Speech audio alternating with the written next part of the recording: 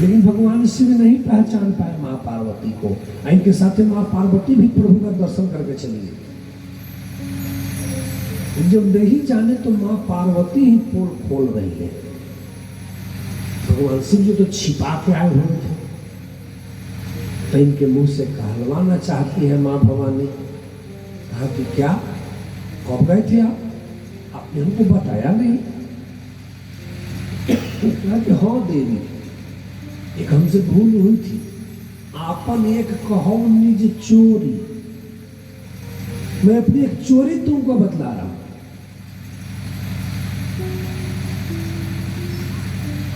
क्या क्यों?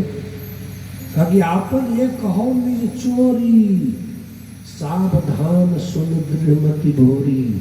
मैं अपनी चोरी का बता रहा हूं, हमसे चोरी किए थे। पत्नी से कहीं पति चोरी करे? कहा कि नहीं, चोरी मैं नहीं किया। मैं सोचा कि मेरे ठाकुर जी गुप्त रूप से आ रहे हैं और आप जाते तो आपके पेट में, तो आप पेट में बात बचती नहीं, आप इस बात को गुप्त रूप से रख नहीं सकती थी, इसलिए मैं आपको न बताया।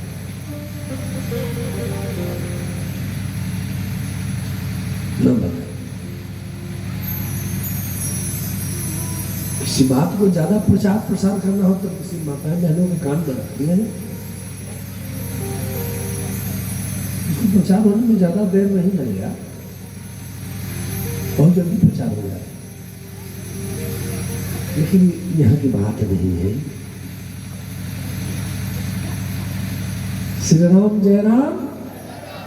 भगवान शिव ने कहा मां भवानी से, कहा कि तो कहवे कीजिए ना, ठीक है भोले बाबा, अगर आप भोलेनाथ अगर आप नहीं हमको बताए तो अब तो कह दीजिए। कहा कि हाँ देवी, कि काक भुसुंडी संग हम काक भुसुंडी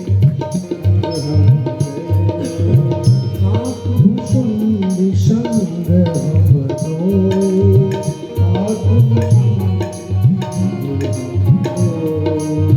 मनुज रूप जाने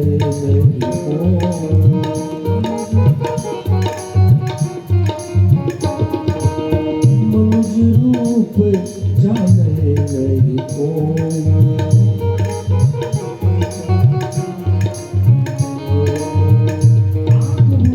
संग हम दो। कागजी आए, उन्होंने कहा कि हे प्रभु, बड़ी लगन है, बड़ी इच्छा है कि प्रभु के का प्रादुर्भाव हुआ, जरा उनके दर्शन होता। भगवान शिव ने कहा कि हे काकी, मेरी भी इच्छा है। कि राम जी तो वही है जो भुसुंडी मनमानस संसार।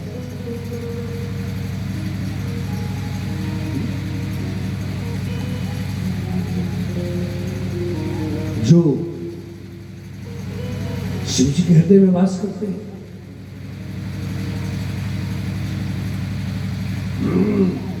जो स्वरूप वह शिव मनमान, जो भूषुंडी मनमान संसार। राम जी है दोनों में, दोनों राम भक्त है, राम प्रेमी है, दोनों जुटे। चलिए तो चलिए। जब अवध की सीमा में जब आ गए, कहा कि अब द्वार पर कैसे चले। राम जी तो अभी बाल रूप में है, महल में है अंदर।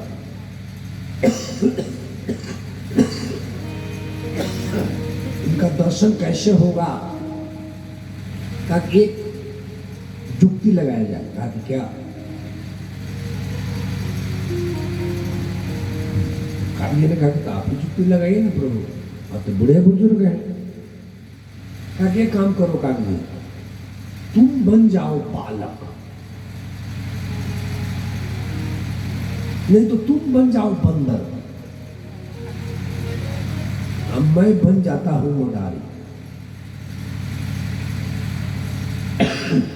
चलो बंदर का नाच नचाएंगे, दिखने वाले लोग आएंगे, दिखाएंगे। अब बाबा तो बंदर, हर चीज बंदर बनाए, दूरी पकड़े चल दिए, तो रेडीमेड मदारी है बने बनाए। डमरू बजाते हुए चले गए माधव। कौशल्या के महल के सामने से जैसे गुजर रहे रनिवास के सामने से जैसे डमरू की आवाज मेरे राम जी के कानों में पड़ी और इतने ना खुशी से उछले पालने में, खुशी से। लेकिन दासी को लगा कि राम लला डर गए, चूक गए, भयभीत हो गए। वो भागी भागी कहा क्या हुआ, क्या हुआ, बच्चे राम लला क्यों रो रहा है? अगले ने भैया अब वो दासी डरने के मैंने कहीं डांट खाएंगे, हम राम लला रो दिया, मैं इसी देख रहे कि मीठी फिर माँ कहीं डांटेगी। कहा कि भैया हम तो बच्चे के पास थे। फिर कहा कि तो बच्चा रोया क्यों? कहा कि डमरू वाला जो गेट पर है वो डमरू जो बजाया है और बाबा इसी पर राम लला बालक डर गया। हुआ का पत्थर पर दूर जमा है। चौथे पुत्र में पुत्र हुआ, कहा कि भगा उसको, भगा बड़ा बाजू को, भगा वहां से डाली लो। गया सिपाही डंडा उल्टा लिया गया, बाबा जी भागो यहाँ से। कभी ना हम तो बिना बंदर नचाए नहीं, कहा कि बंदर नचाए बाकी जयमा जैसे। कहा डंडा लगवो किया कागजी को, भागे वहां से, आगे सब्जी किनारे बैठ कर रोने लगे। फिर बोले बाबा कहा क्या हुआ? कागजी का दर्शन हो गया। कहा सुनिए हमारा होगा, जब आ गए हैं तो हम तो बिना दर्शन किए जाएंगे नहीं। तब एक काम करो, आप बन जाओ बालक, हम बन जाते हैं बूढ़ा ज्योतिषी आचार्य शंकर उपाध्याय, चाहे आचार्य शंकर पांडे। चलो भोले बाबा बन गए पंडित ज्योतिषी, आचार्य जी को बना दिया बालक। एक बात और ध्यान दीजिए, महल में या किसी भी घर के अंदर जवान पर प्रतिबंध है आने जाने का, खास करके एक बच्चा और वृद्ध पर कोई खास प्रतिबंध नहीं होता। एक बाबा बन गए बूढ़े, आकाश जी को बनाए बंद बालक, अब चल। अब भोले बाबा तो लोग क्या ज्योतिषों के ज्योतिषाचार्य, इनको फिर क्या कहना। अब कहा कि सुनो तो बात का कुछ फैलना चाहिए। अब कोई जब नहीं मार्ग मिल रहा है तो जाते देखते कि एक दासी महारानी कौशल्या के महल की तरफ भागी जा रही। जाओ उसको बुला बुला बुला।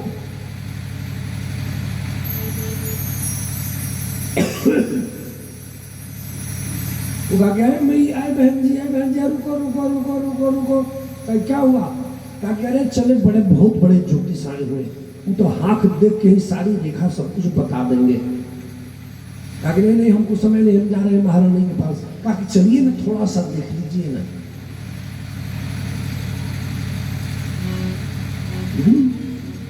तो बोले बाबा है। कहा कि बाबा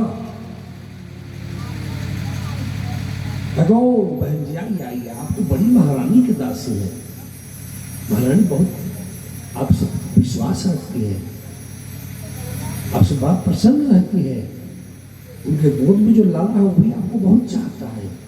कुछ लगे भगवान शिव पता नहीं, जो आगे उसको कुछ न कुछ सही बताते चले गए, अब तो वहां जमावड़ा लग गया। अब दासी को जो कुछ विस्तार से बता दिए तो दासी भागी भागी जाती है माँ कौशल्या के पास। क्यों लेट हो गया रे, क्यों लेट हो गया? अरे क्या कहे माँ, एक ज्योतिषी आया है, गुरु चेला दोनों है कि अवध आज आज आगमी एक आयो, अवध आज आगमी एक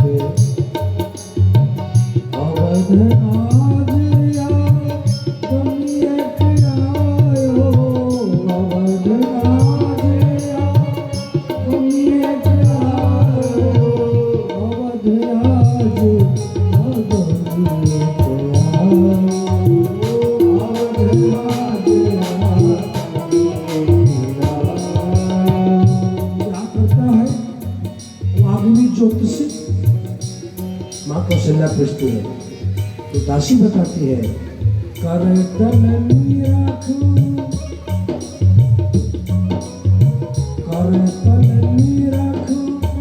आप सब गुण कर तलनी राखो आप सब गुण कर बहुत ही परिचय पायो बहुत ही परिचय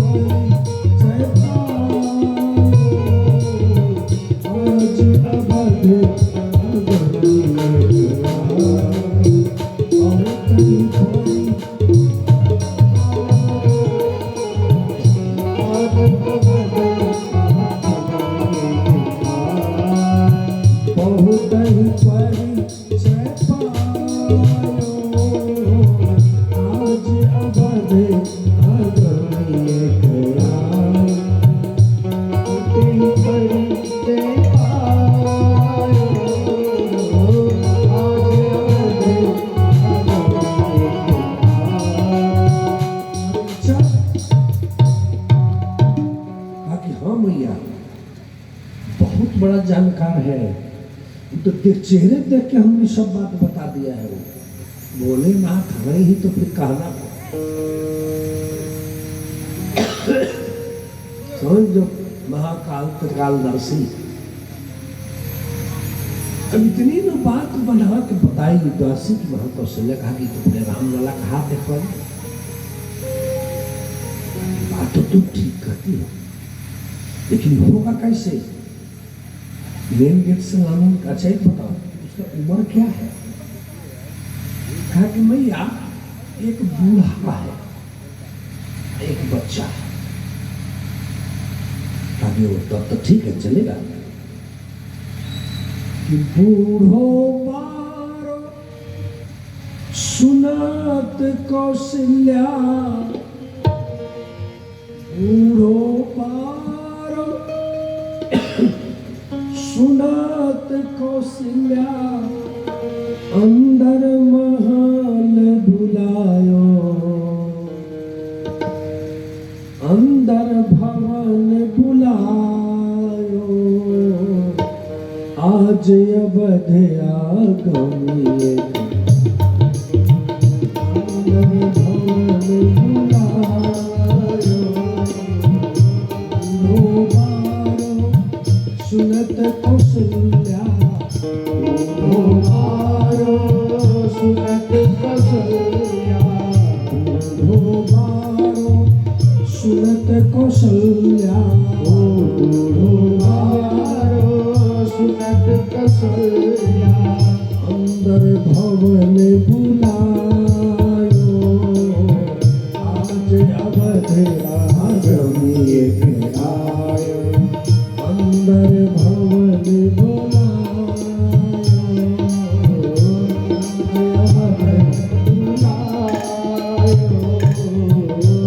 आज अवध आगमिए ताकि पीछे गेट से ले आओ गए दासी गई। अब जैसे दासी को आते थे कि भोला बाबा अपना लगे सब बोलिए बस्तर सब चले आई कहा कि अरे बाबा ऐ सुनो रुको तुम सब लेकिन दासी है तो फिर उसको भी तो रूप तो अगर आए रुको सब अरे बाबा थोड़ा बाद में आके देखना अभी चलो कहाँ चले कार्य खुल गए तुम्हारे भाग्य विप्र बर चलो देखो राम लला का हाथ मनवांचित फल पाओगे जो न पाए कभी किसी के हाथ। चल राम लला जी का हाथ देख अब वही तो देखना था, लक्ष्य की पूर्ति सामने है, बाबा अपना दौड़े बर्तन समीटे। अब जब जाते हैं तो तासी कहते हैं सुनो बाबा ये नहीं जाएगा। तो क्यों? कहा कि बचवा है नहीं, नहीं जाएगा छटका। दुखी तो आप हो, आप चलो बाबा का राम लला का हाथ देके चला आना। तो बताओ आप भी लगा ताकने की ला देखो कि बाबा अगर हमको छोड़ के गया तो हम सारा पोल खोल देंगे। अगर हमको छोड़ के तू गया तो सारा पोल खोल देंगे, इस बात को जान में आया। भोला बाबा कहे कि पोल खोल देगा? कहा कि हाँ। कहा कि अच्छा, बात जो कोई रहस्य जानता है तो उससे तो डरना पड़ेगा ना। रहस्य जानने वालों से व्यक्ति डरता है। कहा कि अच्छा चलो कोई बात नहीं। कहा कि सुनो बहन जी, तुम तो महारानी की दासी हो। कहा कि हाँ। कहा कि हम तो बूढ़े हो गए, हम गणित फलित कर सकते हैं, गणना कर सकते हैं अपने बुद्धि से, लेकिन देखने का काम इसका नजर हम लोग का नजर पुराना हो गया ना। लेकिन बच्चा का रेखा तो बड़ा महीन होता है। कै रोज का बच्चा है? कहा कि बहुत कम दिन का है, महीना के अंदर का है। कहा कि तो यही न देखेगा, इसका नजर तेज होता है। तो कहा कि तो ठीक है बाबा, तो तू ही रहो, अब इसी को ले जा रहे। जब ये देखेगा तो चलो बालक चलो। भगवान शिव ने कहा कि क्या तू तैयार हो गया? कहा कि तो भाग्य की बात है, ये तो भाग्य की बात है। कभी नदी में नाव, कभी नाव में नदी।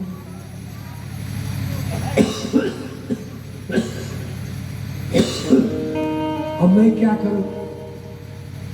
कहा कि सुनो बहन जी, काकी जी ने कहा कि चलना तो दोनों को है, क्योंकि मैं देखता हूं हम तो इनके शिष्य हैं, लेकिन गणित तो यही करते हैं। इनका गणित मजबूत है, सटीक होता है। आप देखियो ना, मैं आपको बुला के ले गया हूं, लेकिन गणना तो यह करके आपकी भाग्य रेखा को बताएं। आपने हाँ बात तो ठीक है। कहा हम दोनों चलेंगे। आगे चलते। अब जब गए अंदर, पीछे के गेट से ले गए माँ कहानी कौशल्या भगवान सिंह। काकी जी को बस आभूषण दी, बैठाई। उचित सम्मान करने के बाद यही गृहस्थ आश्रम की मर्यादा है। ये कोई भी अतिथि घर में आवे तो समय निकाल उसको बस 2 घूंट पानी, गिलास पानी जरूर दो। समय है तो भोजन का 2 रोटी जरूर खिलाओ। समान अवश्य होना चाहिए, यही गृहस्थ आश्रम की मर्यादा। अगर गृहस्थ आश्रम के दरबार से कोई द्वार से भूखा चला गया तो उस गृहस्थ आश्रम का धर्म नष्ट हो जाता है, उसके द्वारा अर्जित बहुत सारे पुण्य नष्ट हो जाते हैं, या ये व्रत का फल निष्फल हो जाता है। क्योंकि अतिथि सेवा से ही गृहस्थ आश्रम महान होता है। प्रभु की कृपा। राम जी क्या करें, खड़े हैं, समझ रहे हैं कि भोला बाबा आ रहे हैं मेरे दर्शन के लिए। आ गए भोला बाबा, मन तो खुश है ही। बैठे माँ कान कौशल्या, जब सब उपचार जब हो गया, स्वागत की, राम लला को लेके आए। अब भोला बाबा के गोद में दे दिए। भोला बाबा के गोद में रख दिए राम लला को। काग जी हाथ पकड़ के लगे हस्त रेखा देखने। हाथ पकड़े हैं, ताकते हैं चेहरे पर राम जी के। काग जी तो राम भक्त है। हाथ में हाथ है, लेकिन नजर है माथ पर, चेहरे पर। अब भगवान शिव को तो स्पर्श करते ही भगवान भोले बाबा की समाधि लग गई। ला अब भोला बाबा की समाधि लगे प्रभु के स्पर्श होते ही काग जी का भी ध्यान समाधित हो गया। एक टक राम जी को बहुत बार लगे रहेंगे। महारानी देखी को से लगी क्या कर रहा है गुरु चले, वो आंख बंद कर लिया है, वो एक टक ताक रहा है आम वाला, ये क्या? देखते देखते मेरी दासी तो वही बुला के लाया था, तो वही नहीं मीडिएटर बन गई। भोला बाबा को पता नहीं है कि दासी नहीं है, वो दासी है माँ पार्वती। महारानी कौशल्या की दासी के रूप में माँ भगवती जगदम्बा माँ पार्वती जी हैं। इनको जब भगा दिया था पहले बार डंडा मार के कागजी को, उसी से मैं माँ भवानी पीछे से जाके दासी के रूप धारण करके जाती है माँ कौशल्या के पास। वह रामलला के दर्शन में सहयोग कराती है। यही मेरे प्यारे भाई बहन, यही मर्यादा है हमारे गृहस्थाश्रम कि हमारी बहन जो माँ है ना, नारी, वो शक्ति। आप उनको आगे करके चलो, वो देवी न है। पुरुष का विवाह होता है तो पुरुष के नाम में कोई परिवर्तन होता है? कोई परिवर्तन होता है? नहीं। आज जब हमारी किसी बच्ची की बात शादी होगी तो विवाह के बाद देवी नाम मिले, कुंवारी से देवी। तो देवी आपकी दहिना रहे तब ना आपका सारा काम बनेगा। जब देवी दहिना ना है, देवी अगर बाम है तब बने काम भी बिगड़ जाएगा। पत्नी के सहयोग से जो काम होता है बहुत सटीक होता है। इसीलिए पति अगर पुरुष है तो पुरुषार्थ पत्नी होती है। हर नारी का, हमारे आज नारी भारतीय नारी का संकल्प है कि याद रहे हैं प्राणनाथ, याद रहे हैं प्राणनाथ, निज अनहित करने ना दूंगी, धर्म पथ से कभी मैं तुमको पग पीछे धरने ना दूंगी।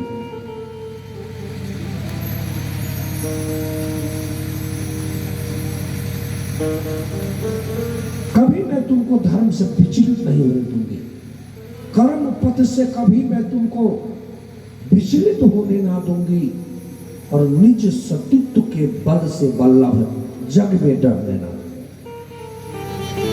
ये हर नारी का संकल्प है। एक बात और है,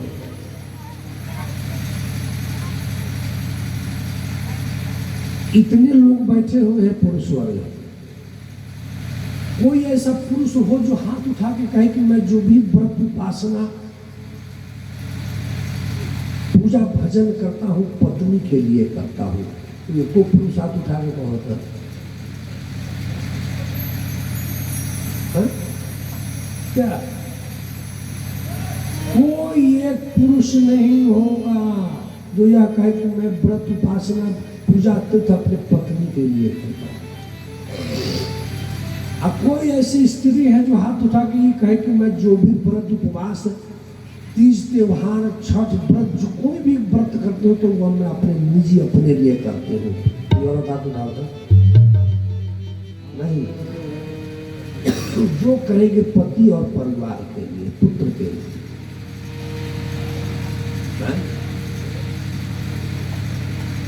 लेकिन स्त्री बोली पति से कि मेरा क्या है, मेरा क्या है, मैं चूड़ी भी पहनी हो तो तेरे नाम की, मैं मेहंदी भी रचाई हूं तो तेरे नाम की, मैं नेल पॉलिश भी लगाई हूं तो तेरे नाम की, मैं बिंदी भी लगाई हूं तो तेरे नाम की, मैं आभूषण भी पहनी हूं तो तेरे नाम की, मैं सुंदर भी लगाई हूं तो तेरे नाम की, मैं मंगल सूत्र भी धारण की हूं तो तेरे नाम की,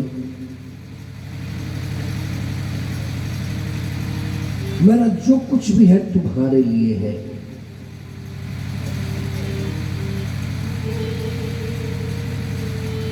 मैं संतान को ही जन्म देती हूं गर्भवती हो, जन्म देती हो, लेकिन वो भी जब संसार में आता है तो तुम्हारा ही नाम लेता है, वो भी तुम्हारा ही है। तो मेरा या मेरे द्वारा जो कुछ भी होता है वो सब तो तुम्हारे लिए ही है या तुम्हारे ही नाम का है। तो फिर मेरा क्या है? सिर्फ मेरा यही तो है कि तुम मेरे हो और हम पर तो अपनी कृपा किए रहो या हमसे अपना स्नेह हमको देते रहो और हमें दूसरा कुछ नहीं चाहिए, कुछ नहीं चाहिए। मानस यही तो बताती कि पति पत्नी में कैसा प्रेम होना चाहिए, तो श्री राम और सीता जी जैसा। सीता जी कभी राम जी की 14 बरस वन में कही कि आपका सौतेली माँ बाप की बात में चुप कर चले, आपकी सौतेली मतारी हम लोग को वन भेजी है। एको बार बोली सीता, एको बार बोल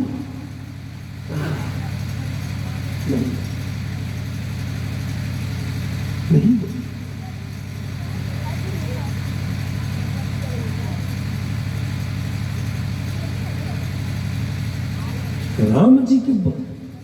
राम जी बन जाने लगे उस समय मैया सीता को, मैया कौशल्या तो आदेश देती है। महारानी कौशल्या जी राम जी के बन जाने से दुखी नहीं थी, वो दुखी थी तो मात्र किशोरी जी के लिए, सीता जी के लिए।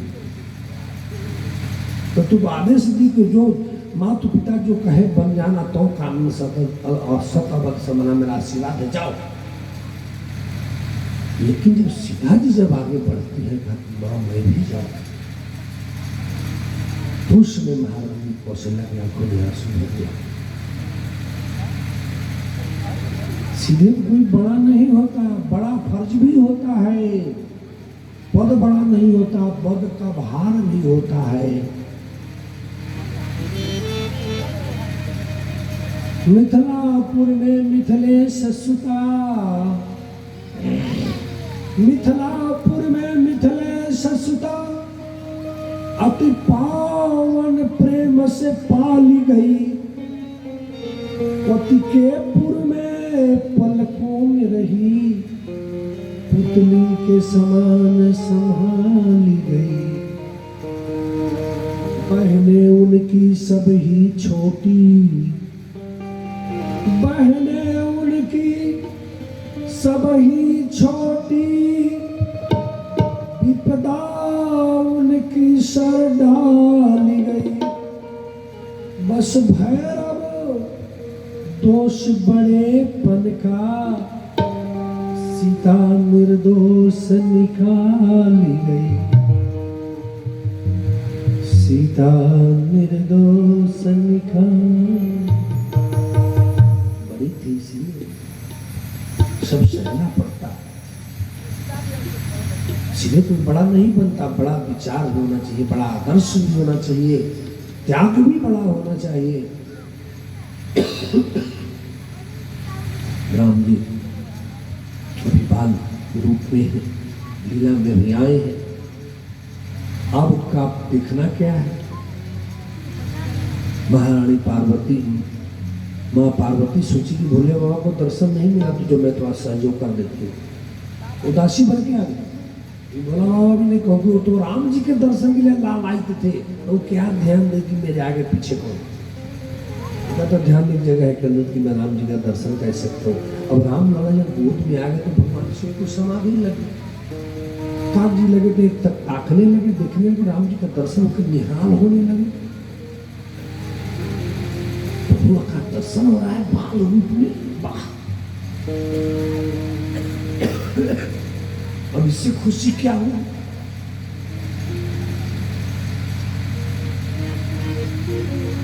राम महारानी को बोली क्या कर रहा है, दोनों को ऊंचे लाई। दासी से बोली गए तो क्या कर रहा है, दोनों को चला। मैं तो सिला माँ दासी तो समझ रही थी, कहा कि महारानी आप घबराइए मत, कि बाबा जो है ना वो विचार कर रहा है, क्रमिक फलित गणना कर रहा है। ये जो बालक है ना, तो हाथ देखा है, लाभ की रेखा को देख रहा है। अच्छा तो 5 रेखा शरीर के देखे जाते हैं, जो किसी के द्वारा पैर का रेखा, उदर का रेखा, हस्त का रेखा, गले का रेखा और ललाट का रेखा।